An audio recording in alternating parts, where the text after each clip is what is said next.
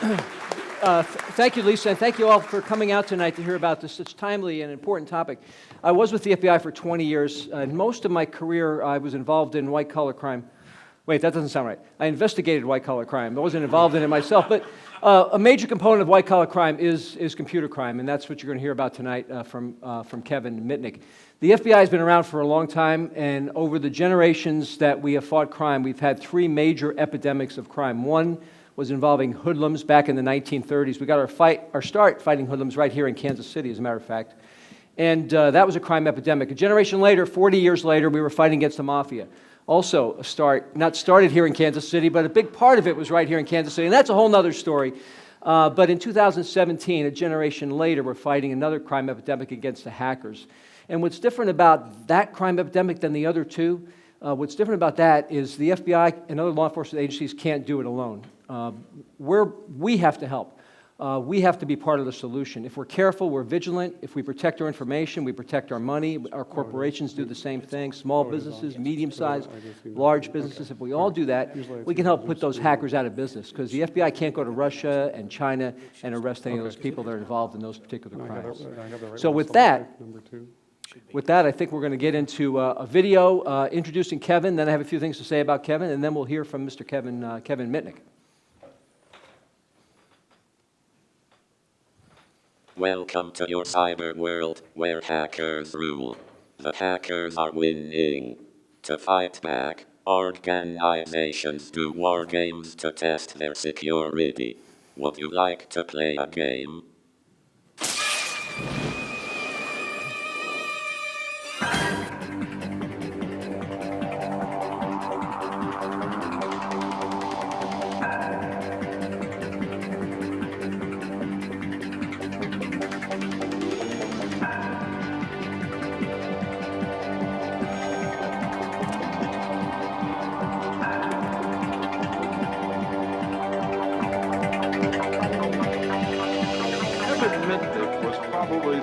You were once called the most feared computer criminal in the world. Definitely the most renowned hacker of our time.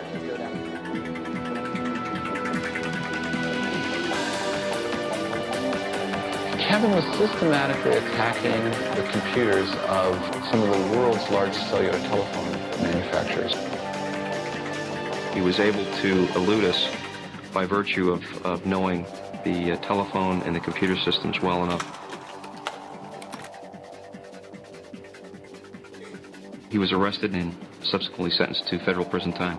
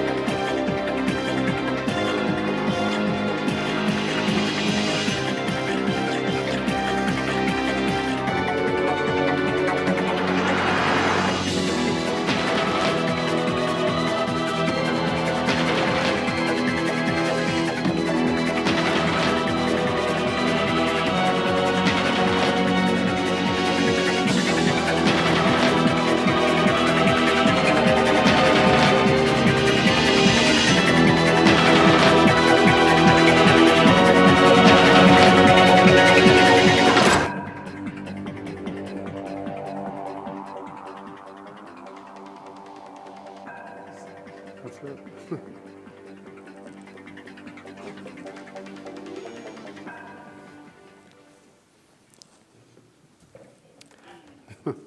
There's no one like Kevin.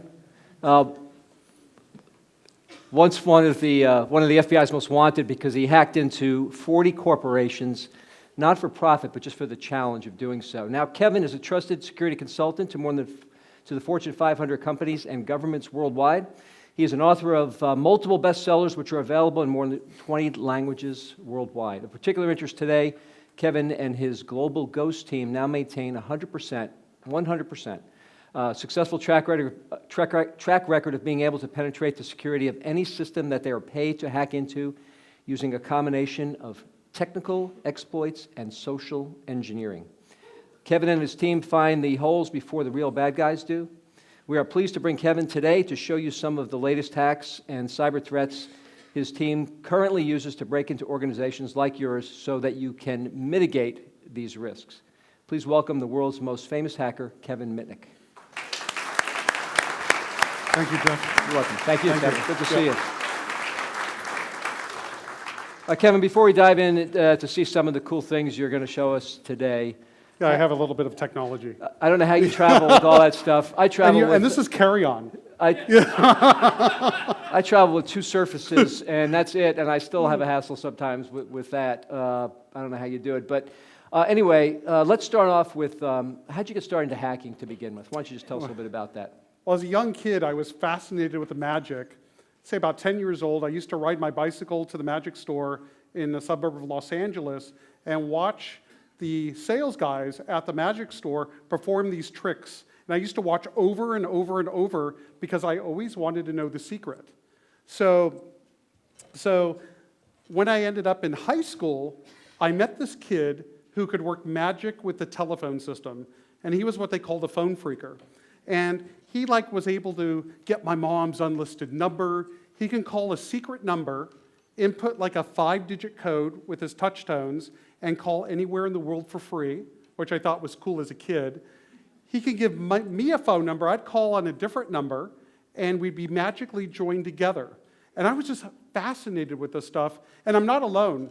If you recall Steve Wozniak, co-founder of Apple Computer, in 1971, he read this article in the 1971 issue of Esquire magazine called The Secrets of the Little Blue Box. And what a blue box was, it was a box that emitted certain multi-frequency tones, and what you could do with this is actually control the phone system. Not only make free phone calls, but he was a prankster, so he loved manipulating the phone system to call the Pope, for example. And Jobs, he was more of a marketing profit guy. How can he leverage this to get some cash? So he would sell these on Berkeley's campus, and with the revenue that they obtained from selling these blue boxes, they were able to buy the components to build the first Apple I. So Apple Computer, in a sense, started from this phone phreaking, but I took a different path. I was also a prankster, and one of my favorite pranks was to change my friend's home phone to a payphone. So whenever his parents tried to make a call, it would say, please deposit 25 cents. So he'd call me all upset, change it back, I'm going to get grounded. So I'd change it to a prison phone, collect calls only, right? So I met this other kid in high school that knew about all my phone pranks and said, maybe you would like to take a computer class. And at the time, I wasn't really interested. I was more interested in ham radio and in phone systems. And so he said, well, I want to introduce you to the computer science instructor. So he made the introduction, and the instructor started asking, have you had calculus? Have you had physics? Are you a junior? Are you a senior? And at the time, he said that I didn't meet the prerequisites to take a computer science course. You had to be a senior, and you had to have advanced mathematics at the time. And my friend said, hey, show Mr. Christ, that was his name, what you could do with the phone. So I started showing them all these cool tricks, getting his unlisted number at home. There was a phone in the computer lab, and he always wanted his wife to be able to call him in the lab, but he didn't have the number on the phone, so I knew the secret number at the phone company that you could dial where a robotic voice would read back the number you're calling from. So I showed him all this stuff, and then he said, I'm going to waive the prerequisites and allow you into class. And I'm sure he regrets that decision today. So the first programming assignment he gave the class was to write a Fortran program to find the first 100 Fibonacci numbers. And at the time, I thought that was kind of boring. It wasn't so interesting. And I never wrote a line of code in my life. And let me bring you back to the 1970s. We had an Olivetti 110 baud terminal. That's 10 characters per second, right? Very slow. And we would dial a phone number to the PDP-11 running an operating system called Ristus, manufactured by DEC in downtown Los Angeles. We'd put the phone in an acoustic coupler modem, and the student and the teacher would use the same terminal. right? And they would type hello, it would prompt them with an account number and a password, and they would log in, and the teacher had his own account.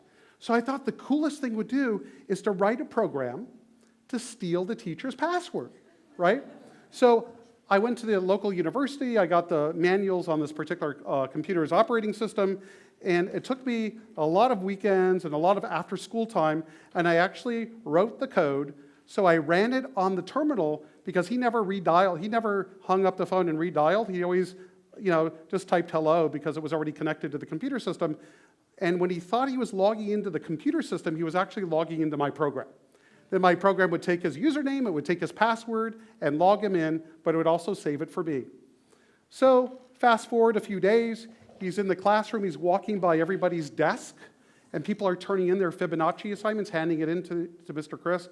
He comes up to my desk, I'm empty-handed, because I've been too busy getting his password rather than doing the Fibonacci assignment. So he goes, where's the assignment? I said, I didn't have time to do it. He goes, wait a second, I stuck my neck out, waived the prerequisites, and you're not even doing the work? I'm gonna kick you out. I said, but I wrote a cooler program. He goes, what are you talking about? I go, isn't your password Johnco? J-O-H-N-C-O, right? And he was startled for a second. He goes, how did you get my password? I said, well, my cool program actually steals it. So he goes, let me see. So I gave him the source code, the actual instructions. He got a big grin on his face. He thought it was cool. He writes it up on the chalkboard for everybody else to see the program. And I get a lot of attaboys. Hey, this is cool and fun from the instructor. So that was the ethics taught to young Kevin Mitnick in high school that hacking was cool. So that's how he started. Nice, nice. So that and then that became a problem for you later. But the that's way, another so story. you developed a program to steal his username and password, right? Right.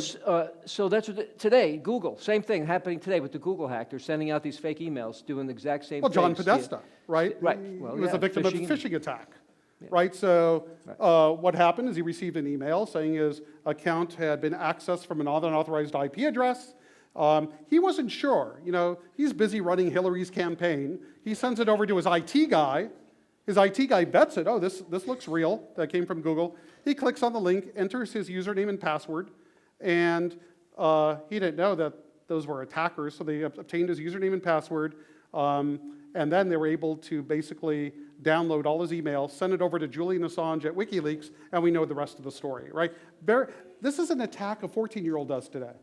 It's not so sophisticated. What could have John Podesta done to prevent that from happening? Simply enabling what we call two-factor or two-step authentication. So now with a lot of sites that you access on the web, you can actually enable two-factor authentication, so it will either text you a code, or you might have an app that displays the code on your mobile device, or it might push a request to your phone. So when you log in, not only do you need your username and your password, you need to have that 6-digit secret code. And if he went to the trouble of implementing two-factor authentication, his email would have never been compromised by the Russians. And that was 10 years of stored emails and 60,000 in total released to the Russians and then to WikiLeaks. All right, so 40 corporations you hacked into. Why not the other 460 is what I'd like to know. What was your most memorable of those hacks that you've Most done? memorable hack. I think when I was 16, I hacked into McDonald's. And it wasn't for a free Big Mac, I promise you. What I worked out is actually how to take over the drive-up windows. So when people would drive up to place their order, rather than getting the guy with the headset inside, they'd get me. Yes, and you can imagine at 16 how much fun you could have.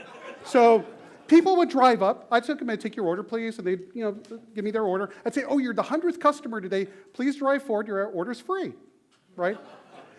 And then other people would drive up, and I could see them because I was positioned across the street from this particular McDonald's, and I could see the occupants as they drive up. So another person would drive up, they'd place their typical order, Big Macs, fries, Coke, apple pies, cherry pies, and I could see that they were pretty overweight. I shouldn't really talk. So I'd say, based on the make and model of your vehicle, and the weight of your vehicle, and the weight of the occupants, we actually suggest you change your order to the McSalad. But my favorite is when the cops would drive up, right? I'd go, "Hide the cocaine, hide the cocaine!"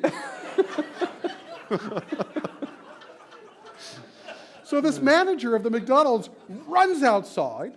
He's looking around in the parking lot, sees nothing. He walks up to the drive-up window speaker, bends over, and peers inside, as if somebody's hiding inside. So I couldn't help myself. I key down the microphone, "What the hell are you looking at?" This guy flies back about 10 feet. So I guess hands down my favorite, or my most memorable hack. Yeah. Besides that guy not catching you, how did you get caught on that situation, or any others that you'd like to talk about? Eventually I pushed the envelope. What had happened is I started hacking before there were laws against it. And when they criminalized hacking, I was so hooked into it. It's kind of like your kids with video games, right? They'll probably come home after school and sit and play video games all day, instead of going outside with their friends and playing ball or whatever. I don't know, that's in Los Angeles, I don't know about Kansas City.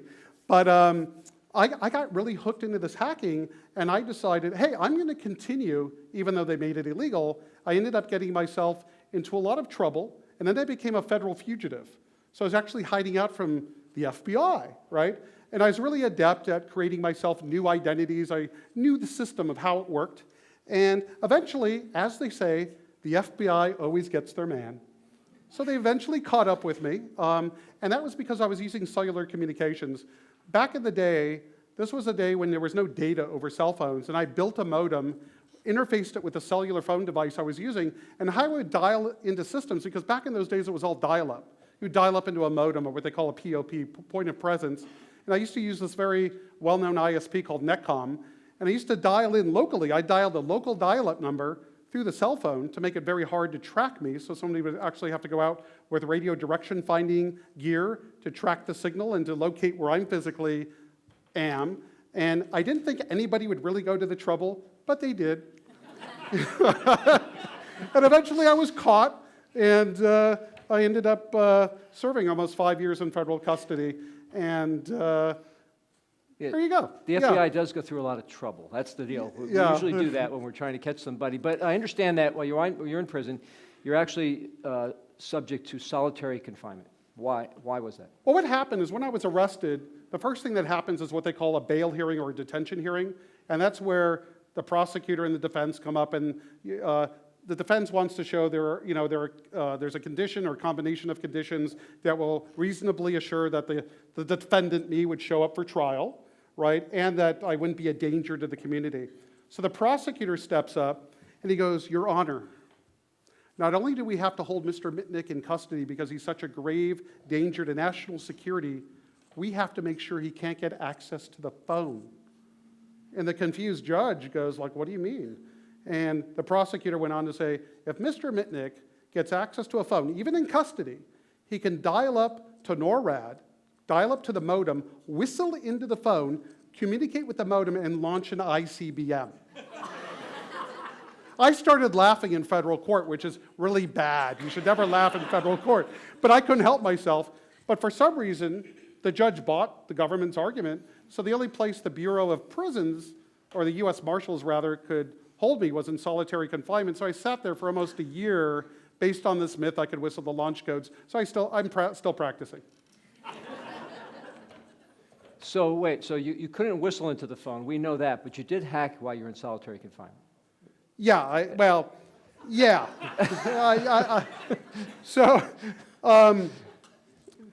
I wasn't planning to tell the story, but I will anyway, now that we brought it up. So at the time, I was under a court order. I could only call 5 people: my wife at the time, my mother, my grandmother, my aunt, and my attorney. That was it. So what would happen is a guard would come, take me out of the room, and he would walk me over to this big phone room, and there'd be like 3 payphones with very long cords, and he'd ask me who I wanted to call, and I would tell him, and he would dial the number, hand me the phone, and put a chair, say 4 to 5 feet away from me, sit down, and not take his eyes off me.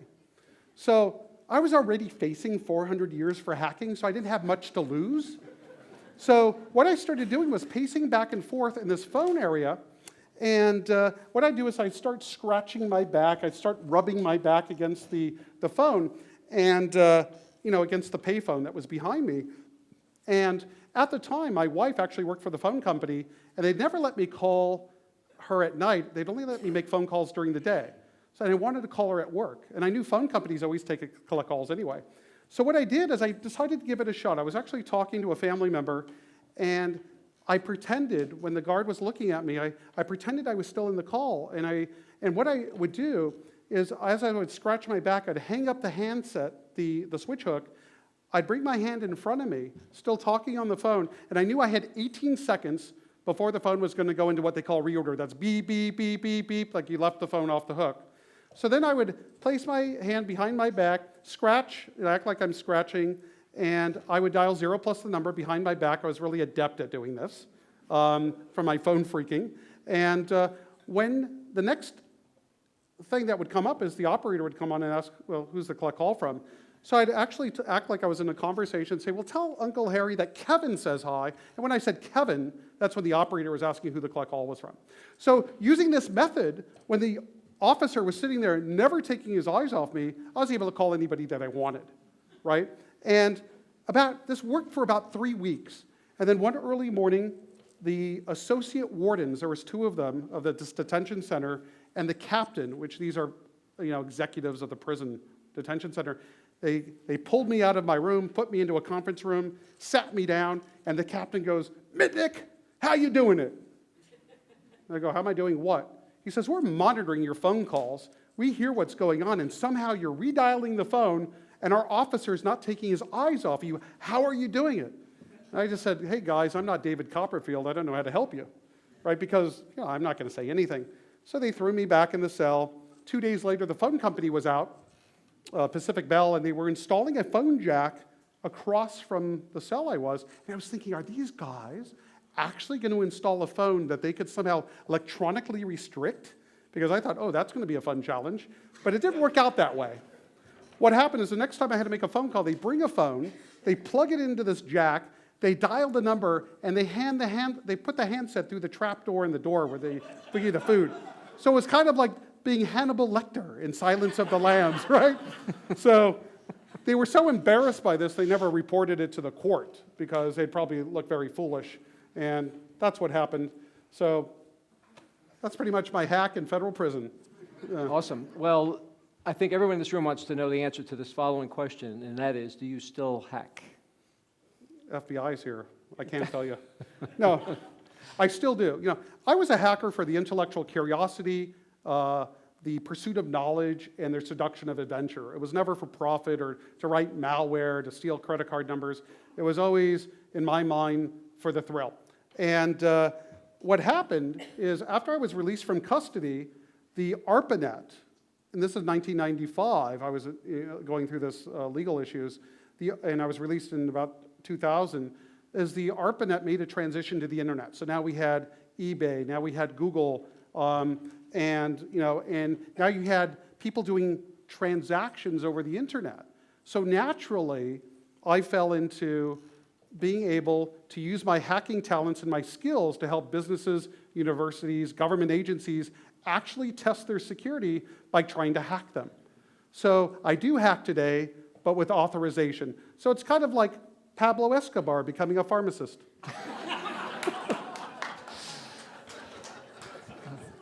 All right, so these are legal hacks then. Legal yes. hacks, so I have no authority then to arrest you, even though I'm retired anyway. But so it's been reported that your security team could get into organizations 100% of the time. There's probably people in this audience that work for major organizations. You're telling them that you can hack into their organizations. How is that? Not only me, but others. Possible? And yeah. Tell us how they right. or you can do that. Right. So there's different types of hacking. There's physical, where you physically try to get into the target's company. There's technical, where you're using what we call technical exploitation. And then there's a type of hacking called social engineering. That's where you're using manipulation, deception, and influence to get an employee to either reveal information or to do an action item like click a link in an email, open up an attachment. And when we are allowed by our clients to use social engineering in scope of the test to test their security, we get in 100% of the time. It's the same type of attack that worked against John Podesta. Same thing, and it's really hard to defend against these attacks because they're very clever. Just if you were watching the news last night, there was a recent big Google phishing attack. And how the phishing attack worked is you'd get an email, and there would be a link to a Google Doc from somebody that you know that's in your address book that says, hey, I'm sending you this Google Doc. And when you click on it, what would happen is it would bring up an authorization page that people wouldn't pay attention to, and you would unknowingly authorize the attacker to gain access to your contacts and your email. So Google caught on to this really quick because when these attackers send out these worms, they're detected very quickly, but a lot of people got hit by this last night, and it was in the news.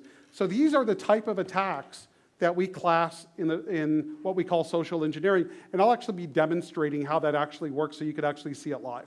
Yeah, I got that Google email myself. As Oh, a you matter did? of fact, yeah, Yeah. yeah, it's pretty prominent out there.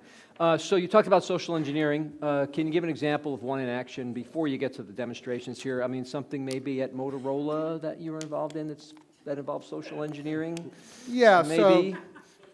So back in my Black Hat days, I want to share this story not because I'm proud of it, but because I think it really illustrates the threat and impact of not social engineering, clicking on a link or opening up an attachment, but simply doing stuff over the phone.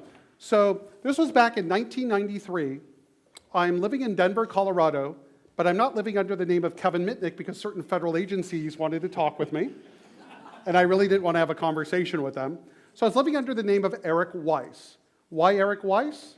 Because that's the real name of a magician. Remember I was into magic, of Harry Houdini, right? I thought I had a sense of humor, but I learned later the FBI did not, but story for another day.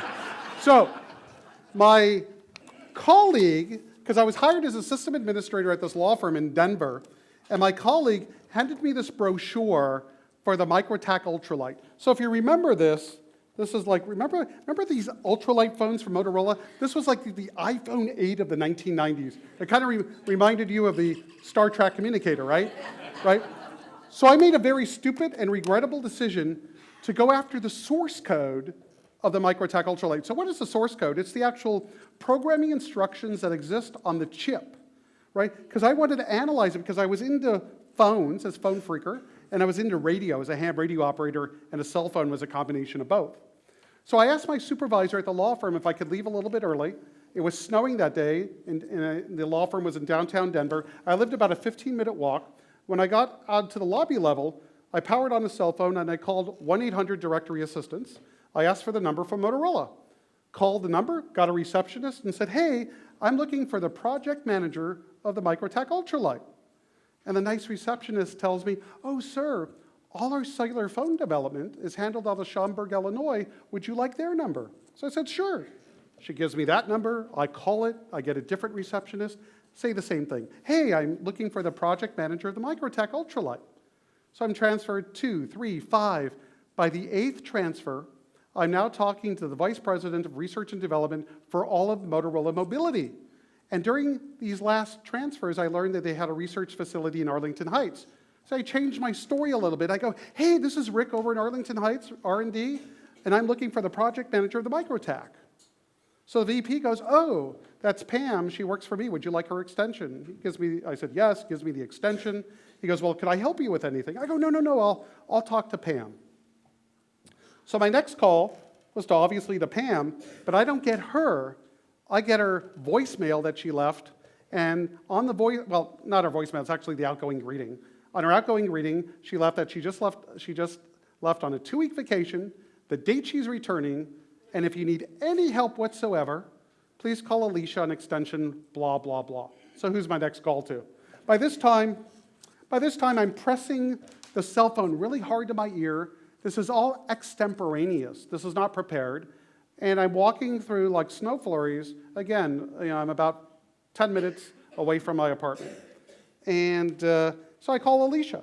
Next call, she actually answers the call. I go, hey, Alicia, Rick and over in Arlington Heights, how you doing? Fine, how are you? And I go, hey, did Pam leave on vacation yet? Oh, she has.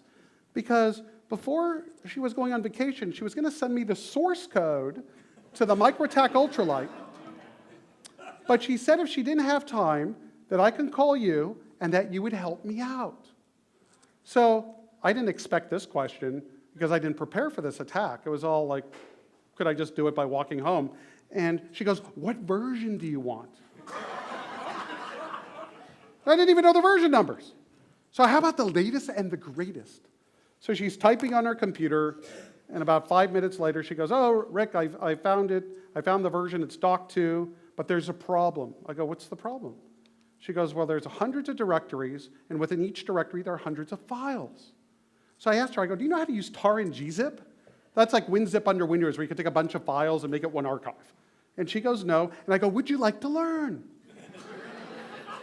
And she said, "Yes." So I became her instructor. And at the end of the lesson, we had a 5 megabyte file with the Motorola source code. So my next question to her is, "Do you know how to use FTP?" Which is File Transfer Program. And she goes, "Yes." And I couldn't give her, because usually with FTP, you have to give a host name of where you're going to transfer files. I couldn't give her hacker@colorado.edu. It'd be bad, right? So I gave her an IP address because I knew an anonymous FTP server, and I memorized the IP address. I give her the IP address. She tries to connect. It times out. She tries twice, 3 times. It just won't connect. Then she goes, "Rick?" I go, "Yeah."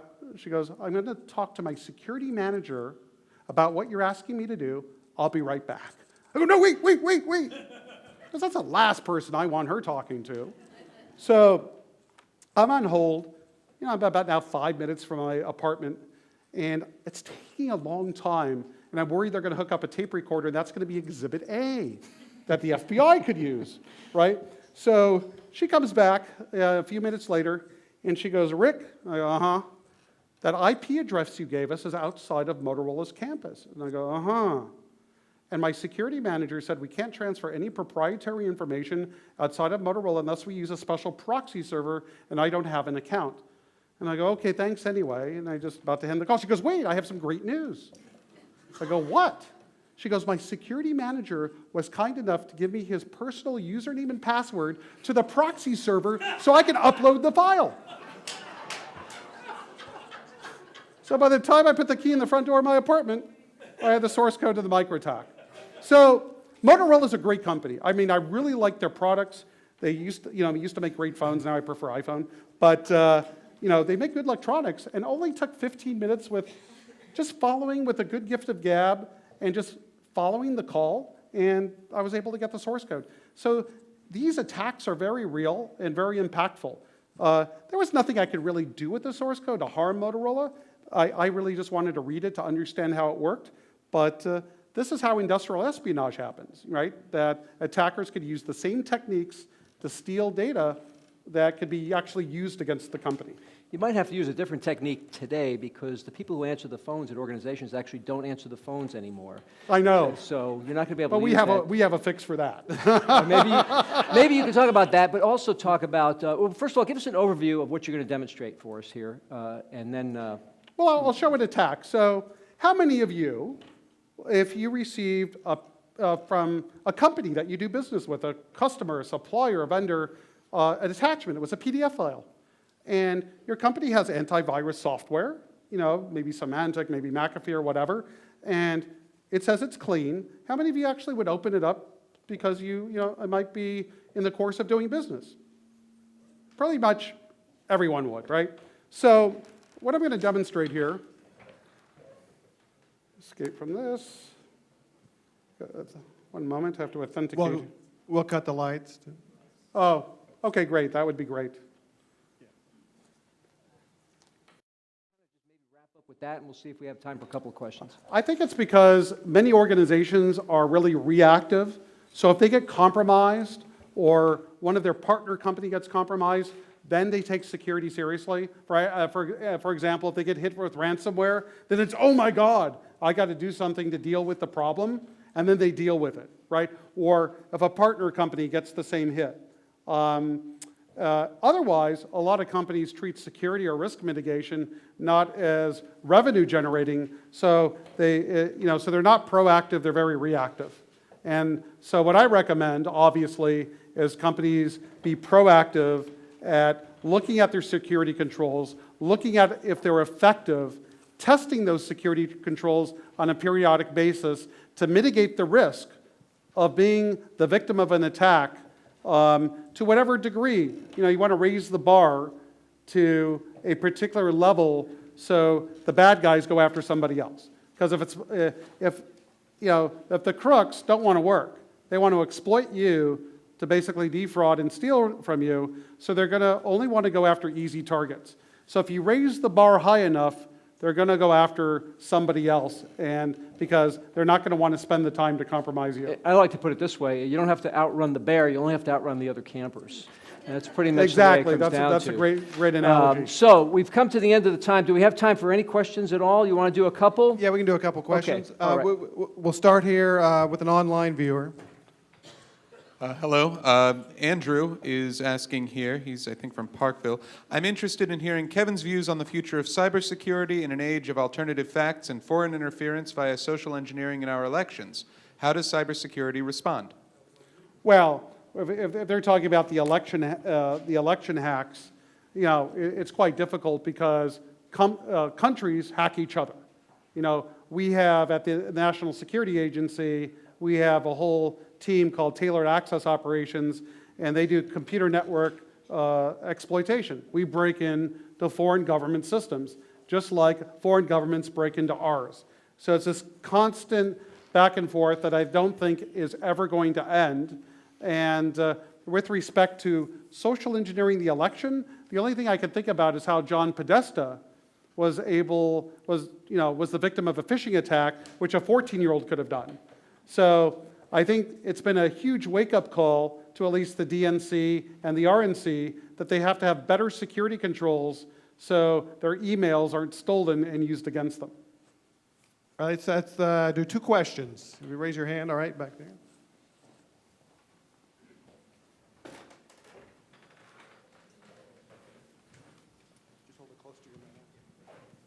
Thank you for the interesting conversation. Thanks, Jeff. You actually lectured a high school class about human trafficking many years ago. Probably my favorite guest speaker. But the question is to Kevin, what about using a blockchain, tracing the blockchain of a ransomware payment for a hackback attack? Is that something you would ever even consider, or is that just not something you even talk about in public? Well, that really depends on the sophistication of the attacker. I mean, it's not just being paid via Bitcoin. A lot of these attackers have their own money transfer services, like Western Union, for example. I think not Western Union, but money bookers, and a lot of the transactions are done that way. With Bitcoin, you can launder Bitcoin. Basically, you could have Bitcoin. I think it's Coinbase.com or something. You could get essentially a prepaid credit card. And you can basically anonymously load Bitcoin onto the card and just withdraw cash at the ATM. You don't even need to use real identity, right? So it doesn't matter about tracing these sophisticated attackers at the blockchain because they have sophisticated methods to basically launder their money and, you know, remain under the radar.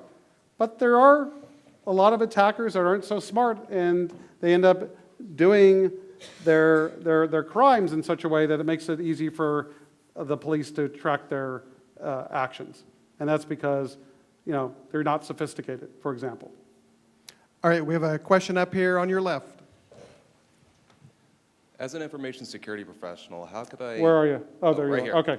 So as an information security professional, how would you recommend I can get resources to stay current what's going on with social engineering and corporate espionage, industrial espionage, take that back to my organization and be able to defend against it? Well, I recommend, you know, Google, of course, but, you know, I follow a lot of security professionals on Twitter, so I get a lot of updates about what's going on with like recent exploits, for example. For exploitation type information, I'll look at exploitdb.com, and basically, I use social networking as my main resource of information and research because I follow so many people that are involved in security that if something interesting is coming up, it's usually discussed on Twitter. And that's the place I go for my go-to for information, right? So, you know, maybe you could find a lot of the security professionals that are into the different areas of security, follow them on Twitter, and you'll see a lot of information. For example, somebody figures out a new vulnerability in something, that security researcher, the first thing they're going to do is, you know, after they report it to the vendor and when they're allowed to report it, they're gonna immediately put it up on their Twitter or on Facebook. Yeah. InfraGard is a great organization. You might want to consider joining that. It's a collaboration between businesses and the FBI, and there's a chapter right here in Kansas City. InfraGard. All right, due to the time, that'll have to be the last question. I think it was a good question to end the program on. So thank you, Jeff. Thank you, Yeah. Kevin. You're welcome. You're welcome. you. Thank you. Thank you. Oh. And by the way, I brought you a gift. If you want one, you can come up to stage after we're concluded here, and I'll give you my card. What's cool about my card, it's a metal card, but it actually has utility because this is a tool set. It's not a tool set. People ask me, is this like dental tools? No, it's a lockpick set. So if you lock yourself out of your home or office, just think of Kevin Mitnick, and I'll open the door for you. All right? So thank you. Thank you, and good night. Thank you. Thank you. Great job.